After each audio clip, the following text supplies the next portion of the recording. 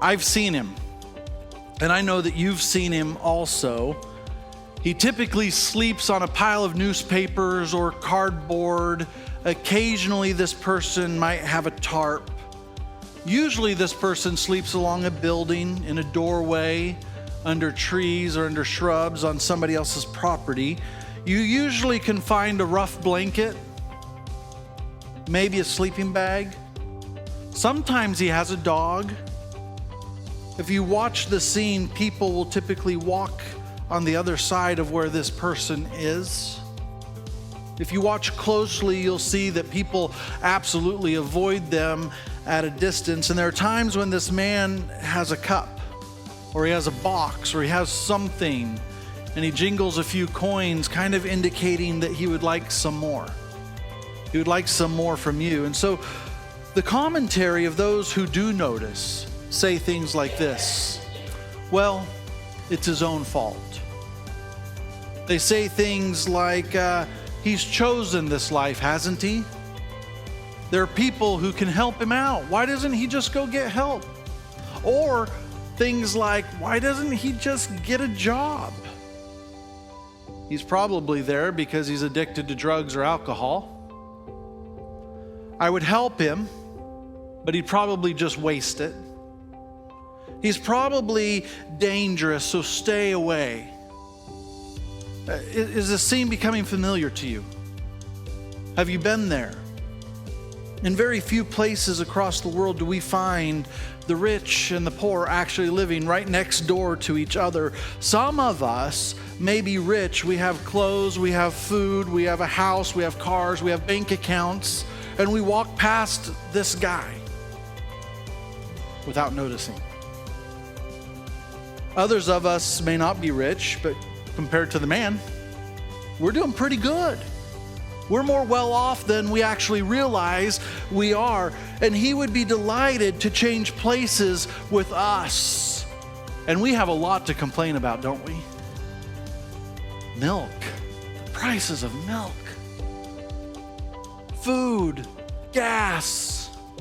Everything seems to be getting so expensive, and it's so hard, and it's so hard to deal with it and manage it. And yet that man would be delighted to take our place. If we were to back up and if we were to read what Jesus was talking about, he's talking to the Pharisees, and these Pharisees, they loved their wealth. At his gate laid a poor man. We get his name. His name is Lazarus. He's covered with sores, and he desires to be fed with what fell from the rich man's table. And then we get this, Jesus could have left this out.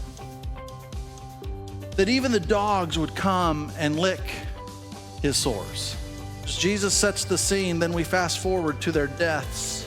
And their deaths are as completely different as their lives were. Look at verse 22.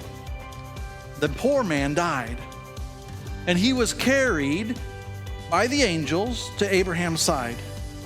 The rich man also died, and he was buried, and in Hades, being in torment, he lifted up his eyes, and he saw Abraham far off, and Lazarus at his side, and he called out, Father Abraham. Always reminds me of the song.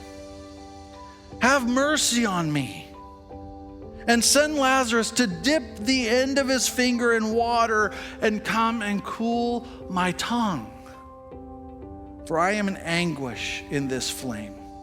But let me remind you that the parables are about God building his kingdom on earth as it is in heaven now, not later. The reason the rich man was in torment was because he neglected the poor man. That's the reason. He's not suffering because he was wealthy and because he was rich. He is suffering because he was unrighteous with his wealth. Have you ever known anybody who's unrighteous with their wealth? Have you ever been unrighteous with your wealth? And that's the issue here. Because I think the most important lesson from this parable is that wealth can harden the rich man's heart. Doesn't always, but it can. The test isn't about the dollar amount at all. It's about our sensitivity to the poverty, to the brokenness, and to the pain that exists in our midst. And every single day, we take a journey from our house to whatever task we have, and we drive down the streets of Gresham, Oregon, and East County, and we see poverty, and we see pain, and we see brokenness, and we see addiction and helplessness. And what is your attitude towards those things?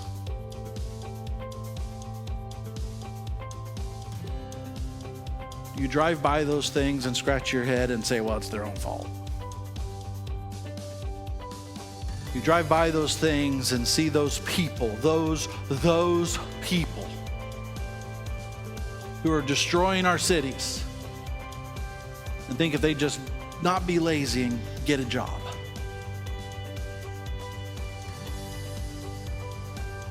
Or do you embrace a heart like Jesus and say, I may not understand why, and I may not understand how, and I may not understand the workings of how this person got here,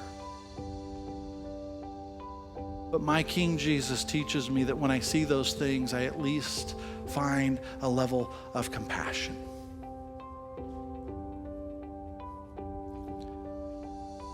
A heart that is unwilling to help others is absolutely a heart unwilling to recognize our own desperation.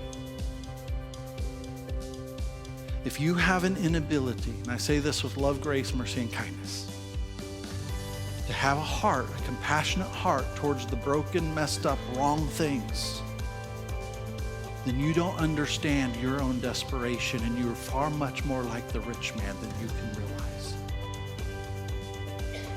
We have a God who is a God who helps. That's who he is. That's his nature. That's his character. When we grasp helping others, only makes sense. It only makes sense when we recognize our own desperate need for a good God, a kind God, a gracious God, a loving God. None of us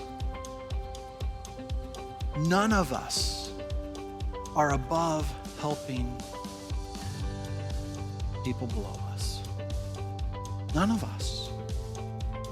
When I see the homeless, when I see the beggars, when I see the helpless, when I see the hurting, the whole point of these parables is that I should see myself. When I see somebody lower than me, I should see myself. When I see somebody who's entrapped in sin, I should see myself. When I see somebody broken and messed up, I should see myself.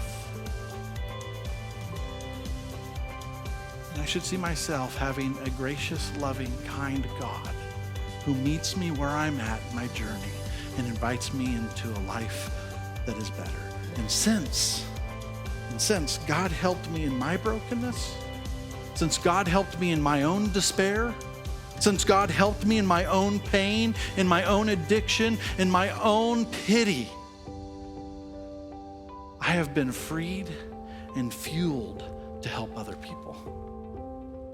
When you understand who you are from God's perspective, somebody in need, you too will be freed and fueled to help other people. And that is the parable of the Rich Man and Lazarus.